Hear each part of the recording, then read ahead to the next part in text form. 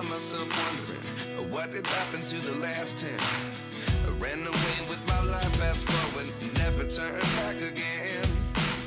বেশ অনেকগুলো দিন ছুটি পেয়েছিলাম, কিন্তু তো প্রথম ৩-৪ দিন বেশ ভালো লেগেছিল। তারপর থেকে না বাসায় ভীষণ বোরিং ফিল হচ্ছিল। আর এদিকে স্বপ্নিলের পাপাও তো খুব একটা বাইরে যায় না, মানে ওর কাজ থাকে বন্ধর মধ্যেও। তো যাই হোক, আজকে বললাম চলো একটু হাঁটাহাঁটি করে আসি বিকালবেলা। তো বাইরে কোথাও না, নিজেদের এলাকাতেই। তো কোথায় যাব আর কি, অজানা উদ্দেশ্যেই রওনা দিয়েছিলাম। তো এই যে আহসান মঞ্জিলের সামনে দিয়ে হাঁটতে হাঁটতে তো দেখো এখানে কতটা ভিড় হয়েছে, সবাই এখনও লাইনে দাঁড়িয়ে আছে টিকিটের জন্য। তো আমরা আহসান মঞ্জিলে আর কি যাব না, তো স্বপ্নিলের বাবা বলছে চলো অন্য আরেক জায়গায় যাই। তো এই যে আমরা রাস্তা ধরে হাঁটতে হাঁটতে, তারপর এদিকে হচ্ছে এগুলো সব ফলের আর কি গোডাউন, মানে পাইকারি যে ফল বিক্রি হয় এটা সেটাই। তো যেহেতু ঈদের ছুটিটা এখনও চলতেছে, সেইভাবে খুব একটা কোনো কিছুই খোলেনি অফিস আদালত বাদে, তো অনেক ভিড়টা কম ছিল। কারণ খোলা দিনগুলোতে এই জায়গাতে আসা যায় না, এত পরিমাণে ভিড় থাকে, ধাক্কাধাক্কি থাকে। তো এই যে আমরা চলে আসছি বুড়িগঙ্গায়।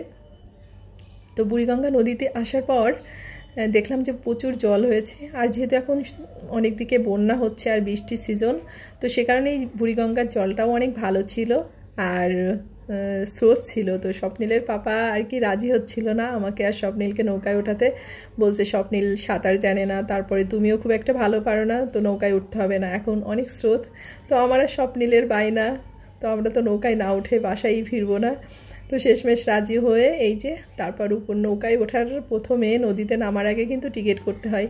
তো ওখান থেকে টিকিট করে তারপর এখানে হচ্ছে নৌকাটাকে ভাড়া করতে হয়, তো ঘন্টা হিসেবে আর কি ভাড়া হয়।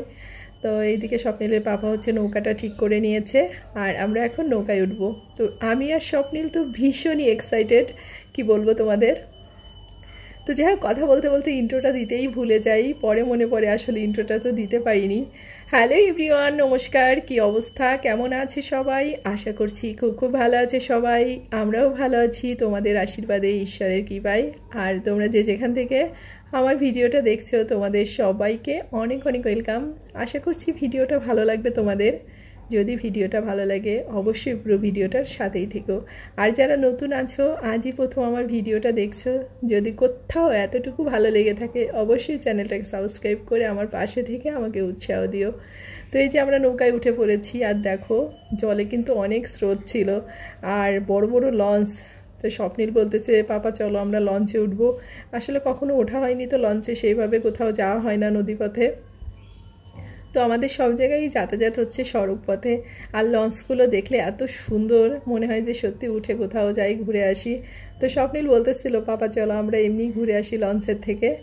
তো আমাদের আর কি লঞ্চে যাওয়া হয়নি। তো নদীর ভিতরে যেয়ে না এতটা মজা লাগছে কি বলবো, হয়তো মানে অনেক জায়গায় ঘোরাঘুরি করা হয় কিন্তু এতটা ভালো মানে কোথাও লাগে না। আমি কিন্তু গ্রামের মেয়ে, তারপরেও মানে আমাদের এলাকাটা হচ্ছে মানে নদী কেন্দ্রিক, মানে অনেক নদ নদী থাকে বা জল এরকমটা না। আমাদের নদীটা বছরের অর্ধেকের বেশিরভাগ সময়ই আর কি শুকনা থাকে।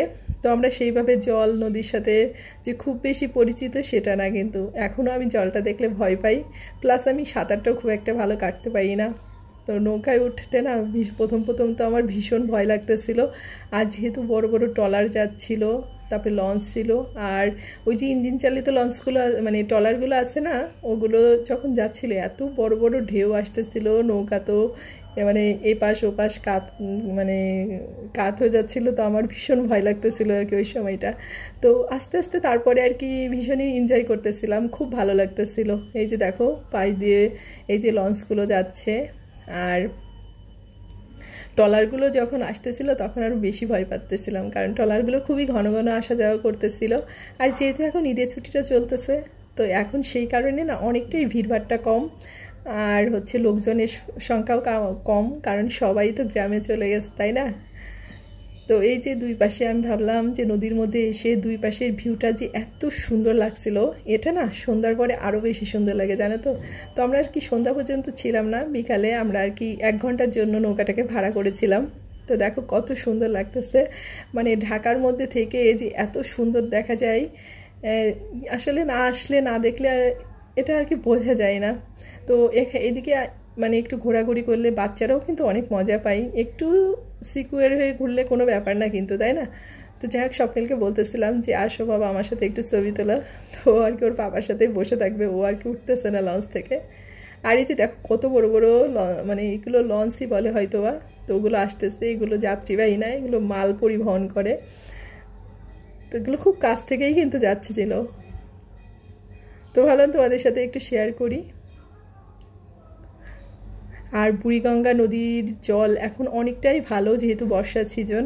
এর আগে একবার এসেছিলাম যখন, তখন হচ্ছে নাক দিয়ে মুখ দিয়ে আর কি মশা চলে যেত, এমন একটা বাজে পরিবেশ ছিল। আর জলটাও ছিল ভীষণই দুর্গন্ধ, মানে কি বলবো, সেটাকে জল বলা যায় না। তো এখন অনেকটাই উন্নত হয়েছে আর অনেক সুন্দর মানে পরিবেশটা হয়েছে। তো এখন তো আরও বর্ষার সিজন, এই জন্য জলটা আরও বেশি ভালো, না হলে জলে হাত দেওয়া তো দূরের কথা, জলের দিকে তাকাতেও ইচ্ছা করে না, মানে আগে এরকমটাই ছিল আর কি।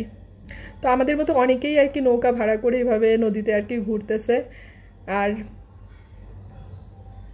পাশেই তো আউশান মঞ্জিল, অনেকেই ঘুরতে আসে।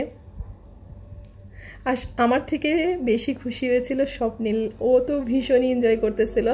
আসলে এইভাবে এরকম পরিবেশে ও কখনোই যায়নি, বা ও খুব একটা ঘোরাঘুরি করেনি।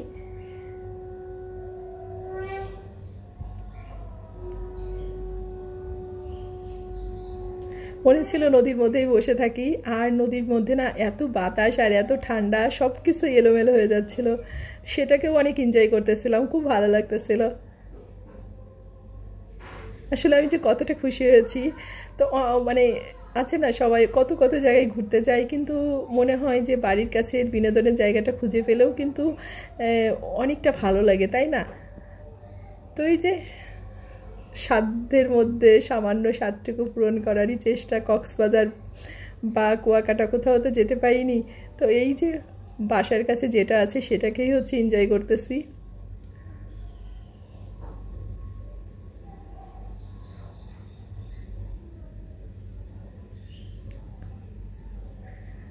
আর এইভাবে যে নৌকা ভাড়া করে ঘোরা যায় সেটা আমি আগে জানতাম না। তো স্বপ্নিলের বাবা বলতেছে যে এটা মানে অনেকেই আছে এইভাবে ঘোরাঘুরি করে, বিশেষ করে বন্ধের দিনগুলোতে, তো ভালো লাগছে আর কি।